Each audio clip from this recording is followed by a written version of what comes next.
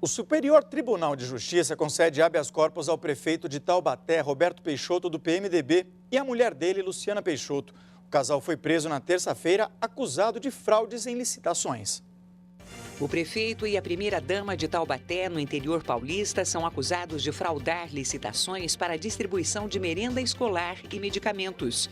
As investigações da Polícia Federal começaram em 2009. O responsável pelo Departamento de Licitações da Prefeitura de Taubaté, Carlos Anderson, também foi preso. Os acusados negam participação na fraude. Jovem de 21 anos é presa com 2.000 comprimidos de êxtase em Cascavel, no norte do Paraná. A droga estava em um saco plástico colado nas costas da jovem. Ela contou à polícia que o carregamento saiu do Paraguai e seria entregue em São Paulo. No Rio de Janeiro, um turista francês morre depois de cair do bondinho de Santa Teresa quando passava pelos Arcos da Lapa. Segundo testemunhas, ele estava tirando fotografias e se desequilibrou. Acidente envolvendo 3 carretas para o trânsito na BR-040, que liga Belo Horizonte ao Rio de Janeiro. O choque aconteceu perto da cidade de Itabirito e provocou a morte de um dos caminhoneiros.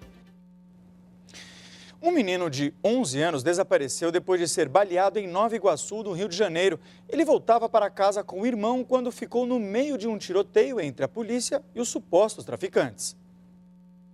Os irmãos Juan e Wesley foram feridos por tiros disparados pelas costas.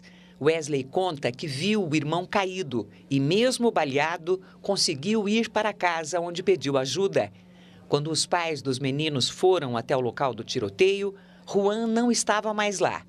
O comando da Polícia Militar abriu sindicância para apurar o desaparecimento do menino.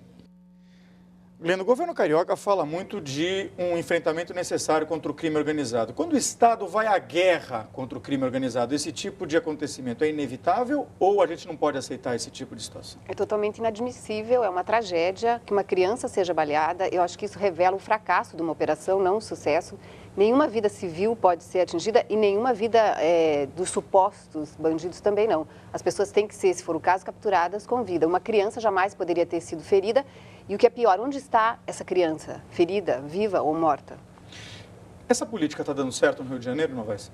Olha, evidentemente que não, porque se ocorre esse tipo de morte e mais, se há espaço para sumiço do corpo de uma criança baleada, não pode estar dando certo, né?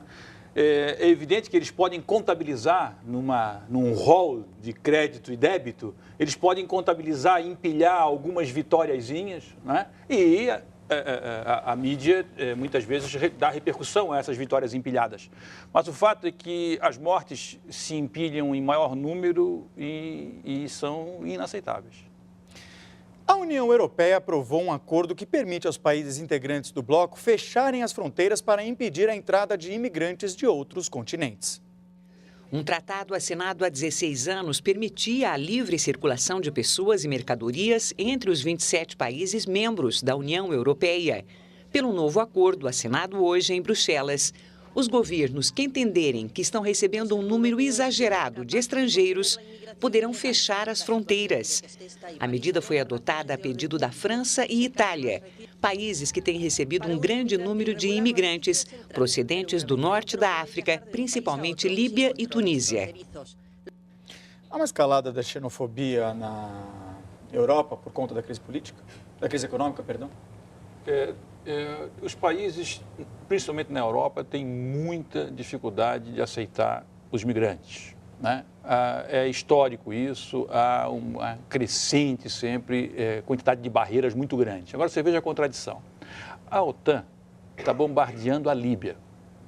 A pretexto de proteger civis, a OTAN está matando civis. Os que estão escapando das bombas da OTAN na Líbia, fogem da Líbia e fogem para onde?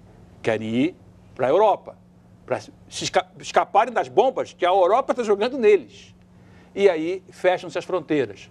Quer dizer, num mundo em que a mobilidade de capitais é totalmente aceita, que a mobilidade dos pilantras é totalmente aceita, você ainda continua estabelecendo barreiras terríveis para populações pobres, populações ofendidas, populações vitimadas migrarem, né?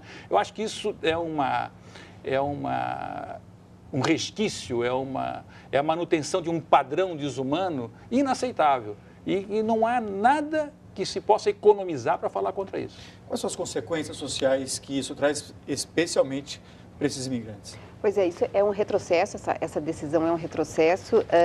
Naturalmente, me soa muito xenofóbico, sem dúvida nenhuma. E os imigrantes, esses imigrantes africanos, sobretudo, eles não podem ser considerados como um excedente descartável. São seres humanos que precisam estar inseridos nessa nova ordem mundial que tanto se preconiza, né? Obviamente, são eles que vão sofrer as piores consequências. Como o Novaes falou, eles já estão localizados em países em guerra.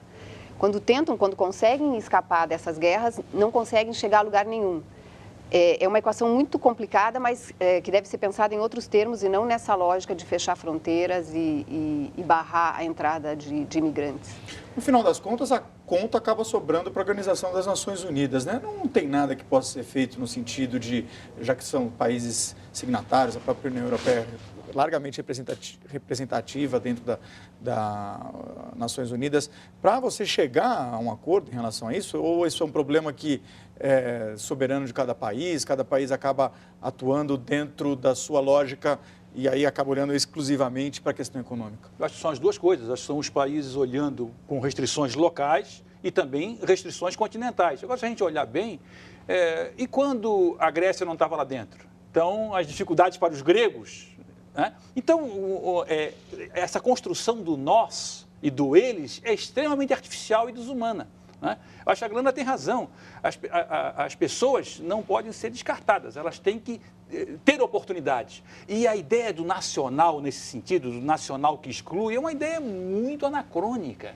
A ideia de que, para o meu semelhante tudo, para o meu dessemelhante nada, é inaceitável. O ser humano é um só, o planeta é um só. E nós temos que dar um jeito de tentar fazer com que a gente viva um mínimo de harmonia. O primeiro passo para isso, sem dúvida, é permitir que as pessoas venham e vão. O sentimento nacionalista, que no passado foi tão importante para unir esses países europeus, ele mostra a sua face mais perversa, que dizem, né, é muito difícil de definir o nacionalismo, mas a pessoa, quando sente, sabe do que se trata. Eu acho que é uma noção cada vez mais extemporânea, essa do nacional, esse argumento da soberania totalmente old-fashioned, totalmente ultrapassado. E a gente tem que lembrar que num passado não tão longínquo, os países europeus exportaram imigrantes, né? Muitos cidadãos italianos, portugueses, espanhóis não tinham como viver em seus próprios países em determinado momento histórico e emigraram, né? Então, não faz sentido nenhum. Médicos ingleses descobrem tratamento que pode neutralizar os efeitos da diabetes tipo 2. O resultado pode mudar a vida de milhões de pessoas em todo o mundo. Gordon Parmley é um dos pacientes submetidos ao novo tratamento. Ele disse que foram 8 semanas que mudaram sua vida e que agora está livre de uma série de restrições. O tratamento só vale para diabetes tipo 2 e está sendo aplicado por uma equipe do Instituto de Ressonância Magnética da Universidade Newcastle, na Inglaterra, chefiada pelo Dr. Roy Taylor. A base do tratamento é uma dieta que deve ser feita sob rigoroso controle médico. Para outras informações sobre o novo tratamento contra a diabetes, acesse o endereço da Universidade Newcastle, www.nsl.ac.uk.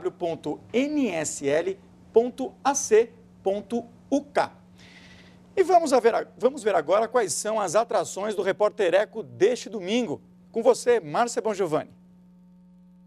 O Repórter Eco deste domingo vai mostrar que as frutas, remédio natural contra as doenças e fontes de vitaminas, minerais e fibras são pouco consumidas pelos brasileiros. Isso mesmo o Brasil sendo o país de maior biodiversidade da Terra. E mais, colônias de abelhas que polinizam plantas e garantem a alimentação das pessoas estão sumindo. No mundo inteiro, cientistas tentam desvendar as causas desse desaparecimento do inseto. Você não vai perder, hein? Neste domingo, às 5h30 da tarde, Repórter Eco. Eu espero você. Até lá.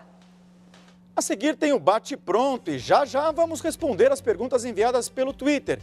E mais, Ganso desmente a imprensa italiana que anunciou sua contratação pelo Milan.